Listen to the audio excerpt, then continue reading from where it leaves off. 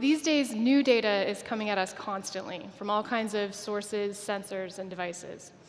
For those of you who work with real-time data, the GeoEvent extension for ArcGIS lets you bring in that information, do in-stream analytics, detect incidents, and send alerts.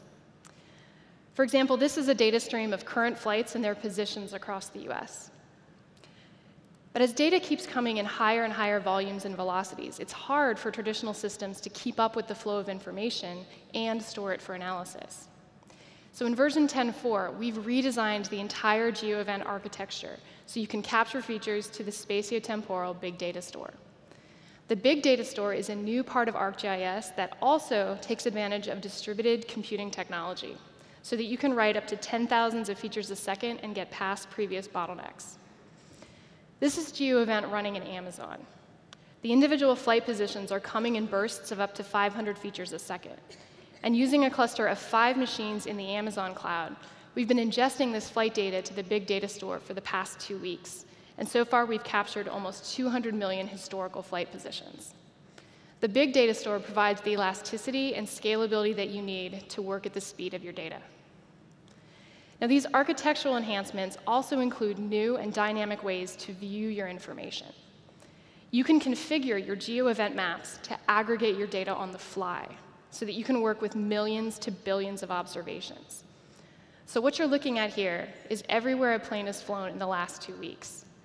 Hundreds of millions of flight positions are being summarized on the fly with each pan and zoom. The bins update with the scale of your map.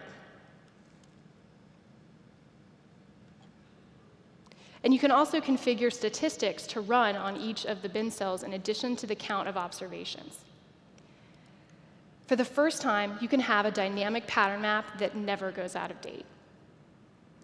Now, these on-the-fly aggregations are also immensely powerful for understanding your information. For example, as we get closer, it's easy to see the takeoff and landing patterns that form around each airport. There's an incredible depth of information here. And being able to store these larger quantities of features and work with them effectively opens up opportunities for forensic analysis, because you can filter and search features in the big data store like any other layer. For example, every few weeks, I take United Airlines Flight 1602 from San Francisco to work with our Atlanta office. After a few weeks of collecting all this information, we mined the 200 million flight records for the 1602 flights so that we could recreate their routes and study the deviations. Imagine the possibilities when you can work effectively with your big historical data to understand normal and abnormal patterns. Along with these kinds of forensics, you can also replay your real-time data. On last Monday, the 15th, while DC was getting snow, the southern states were dealing with storms and tornado watches. Combining the flight data with the historical weather information, it's easy to see the deviations that the pilots made around the storm cells.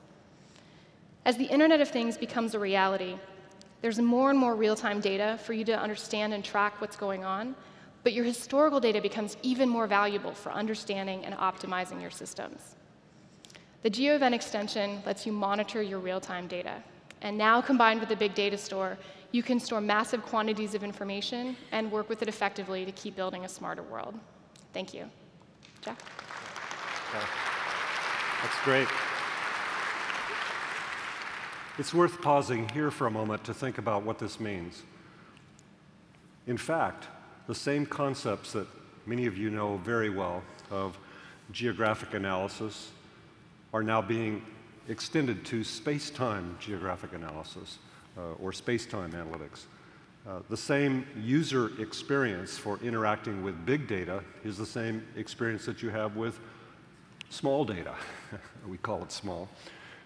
So the way this is all being engineered and put together is the idea that nothing changes except that things really speed up and we have new multidimensional data coming in.